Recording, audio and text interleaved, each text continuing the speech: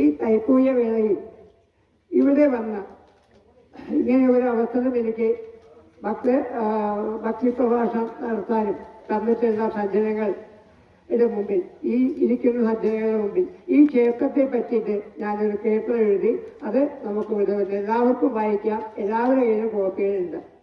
അത് നമുക്ക് എല്ലാവർക്കും കൂടി ഒന്ന് വായിക്കാം. ഓരോ വരി വായിക്കാം, നമുക്ക് ഏറ്റുപാടി വായിക്കാം. അങ്ങനെ ഭക്തിക്കാണല്ലോ അത്. ഭഗവാൻ സുബ്രഹ്മണ്യൻ ജ്ഞാനസ്വരൂപനാണ് എന്നാണ് പറയുന്നത്. അപ്പോൾ ഞാൻ എൻ്റെ പേര് കൊടുത്ത് ജ്ഞാനസ്വരൂപൻ സുബ്രഹ്മണ്യൻ എന്ന് കൊടുത്തിട്ടുണ്ട്.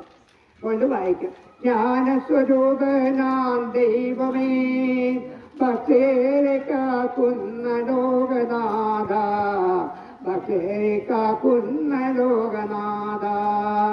ജ്ഞാനസ്വരൂപനാം ദൈവമേ, ഭക്തരെ കാക്കുന്ന ലോകനാഥ, ഭക്തരെ കാക്കുന്ന ലോകനാഥ.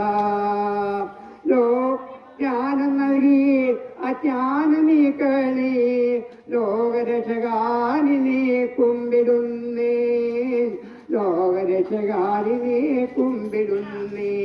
ഇത് വായിക്കാം നമുക്കല്ലേ. ജ്ഞാനസ്വരൂപനാം ദൈവമേ, ഭക്തരെ കാക്കുന്ന ലോകനാഥ, ജ്ഞാനം നൽകി അജ്ഞാനം നീക്കുന്ന ലോകരക്ഷകാ കുമ്പിടുന്നേ, ലോകരക്ഷകാ കുമ്പിടുന്നേ. ഇവരെ വലിക്ക് അങ്ങനെ അവസ്ഥയിൽ കഴിച്ചാൽ മതി. പൊതുവായോണ്ട് ബുദ്ധിമുട്ടാണ്. വ്യാധികളെല്ലാമേ തീർത്തിടേണേ, വ്യാധികളെല്ലാമേ തീർത്തിടേണേ, ശിവകുമാര സുബ്രഹ്മണ്യ. ആ വ്യാധികളെല്ലാമേ നീക്കിടേണേ, ആയുരാരോഗ്യം തന്നിടേണേ, ശിവകുമാര സുബ്രഹ്മണ്യ, ശിവകുമാര സുബ്രഹ്മണ്യ. പാർവതി സൂനോ കൈതൊടുന്നേ, പാർവതി സൂനോ കൈതൊടുന്നേ. വായിക്കാനായിരിക്കും.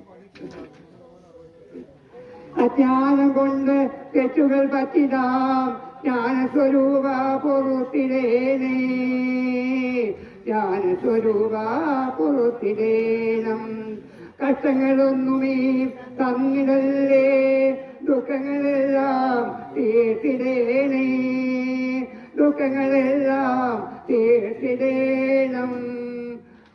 നമ്മളെ പ്രത്യേകിച്ച് ഭഗവാനോട് പറയാൻ അവസരം വേണ്ട. ഈ കീർത്തനം ചെയ്തത് നമ്മുടെ ആവശ്യങ്ങളൊക്കെ ഏകദേശം പറഞ്ഞു പോകുന്നുണ്ട്. അതുകൊണ്ട് അങ്ങനെ നോക്കിയത് തീർത്തിടേ. പഴനീരും മരുതാ ഭക്തരെ കാക്കുന്നു സുബ്രഹ്മണ്യൻ, പള്ളിമണവാള സുബ്രഹ്മണ്യ, മൈവാഹന സുബ്രഹ്മണ്യ. സംസാര ദുഃഖം ഇല്ലായ്മ ചെയ്യുവാൻ നിന്നുടെ കാരുണ്യം മാത്രം മതി, നിന്നുടെ കാരുണ്യം മാത്രം മതി. ഇകലോകം വിട്ടങ്ങ് പോകുന്ന നേരത്തും നിൻരൂപം കാണുവാൻ അനുഗ്രഹിക്കൂ, നിൻരൂപം കാണാൻ അനുഗ്രഹിക്കൂ. ഈശ്വരപാദത്തിൽ ചേർന്നിടുവാൻ ഈശ്വരാനുഗ്രഹം തന്നിടേനേ, ഈശ്വരപാദത്തിൽ ചേർന്നിടുവാൻ ഈശ്വരാനുഗ്രഹം തന്നിടേനേ. മറ്റൊന്നും ചോദിക്കുന്നില്ല ഞാൻ ദൈവമേ, സത്യസ്വരൂപ കഴിഞ്ഞിടേനേ, സത്യസ്വരൂപ കഴിഞ്ഞിടേനേ. ഈ സ്തുതി ചൊല്ലി സ്തുതിക്കുന്ന ഭക്തർക്ക് മൃത്യുഭയം ഒട്ടും ഏകാതിരിക്കട്ടെ, മൃത്യുഭയം ഒട്ടും ഏകാതിരിക്കട്ടെ.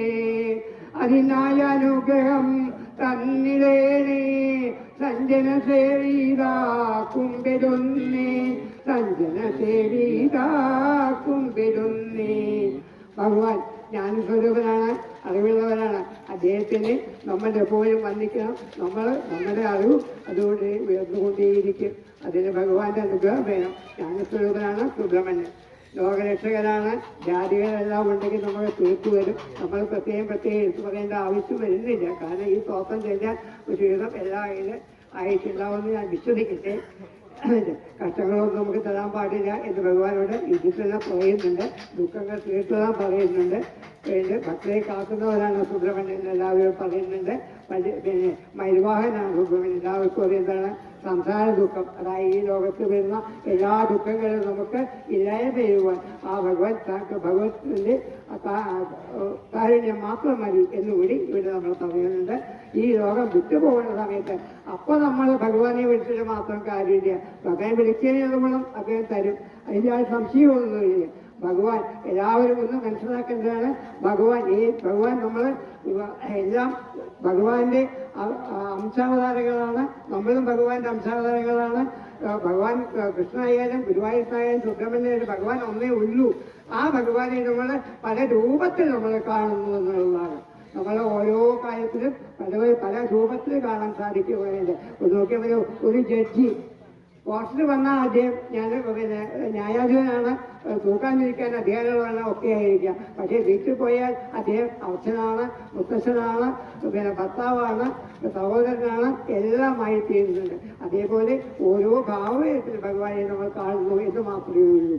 ഓരോ കാര്യങ്ങൾ ഓരോ വിശിഷ്ട കർമ്മങ്ങൾ ചെയ്യുന്ന സമയത്ത് നമ്മൾ ഭഗവാനെ ആ നിലയ്ക്ക് സുബ്രഹ്മണ്യനായിട്ടും മഹാവിഷ്ണുവായിട്ടും പരമശിവനായിട്ടും ഒക്കെ കാണുന്നു. പരമശിവന്റെ ശങ്കരനാരായണൻ എന്ന ശിവന്റെ പേരുണ്ട്.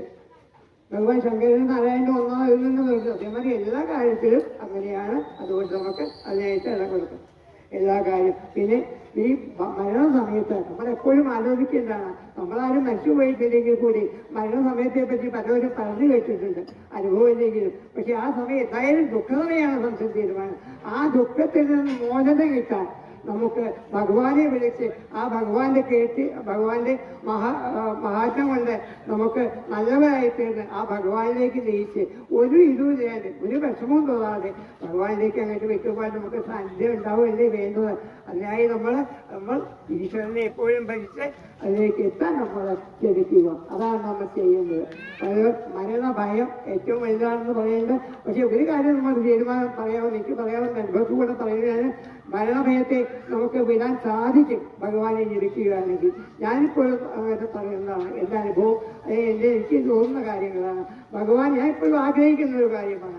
ഭഗവാനെ വിളിച്ചുകൊണ്ട് ആ ഭഗവാനെ നമ്മുടെ മനസ്സിൽ കണ്ടുകൊണ്ട് ആ കോമള സ്വരൂപനായ ഗുരുവായൂരപ്പന്റെ ആ ഉണ്ണിക്കണ്ണന്റെ ആ മഹാവിഷ്ണുവിന്റെ രൂപം നമ്മുടെ മനസ്സിൽ തെളിഞ്ഞുകൊണ്ട് ആ ഭഗവാനെ ഒരു സമയത്ത് ഉറക്കെ വിളിച്ചുകൊണ്ട് ആ ഭഗവാനിലേക്ക് നമ്മുടെ ജീവനിൽ പോയി എന്താ കുഴപ്പമുള്ളത്? ആ സമയം നമ്മൾ ദുഃഖം അറിയൂ. ഒരു ദുഃഖം നമ്മൾ ആ സമയത്ത് അറിയാൻ പോകുന്നില്ല. ഭഗവാനെ മാത്രം വിളിച്ച് എന്താ ആലോചിച്ച് നോക്കൂ.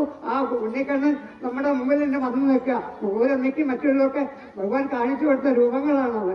ആ ഭഗവാനെ മനസ്സിൽ കണ്ടുകൊണ്ട് ആ ഭഗവാന്റെ ജ്ഞാനസ്വരൂപന്റെ രൂപം കണ്ടുകൊണ്ട് ഭഗവാനെ ആവർത്തിച്ച് എഴുത്തുകൊണ്ട് ആ സമയത്ത് നമ്മളെ കൂട്ടുകാരായിട്ട് നമ്മളെ ഉള്ളവരൊന്നും നമ്മുടെ ഒപ്പം വരുന്ന നമ്മൾ ചിന്തിക്കുന്നില്ല.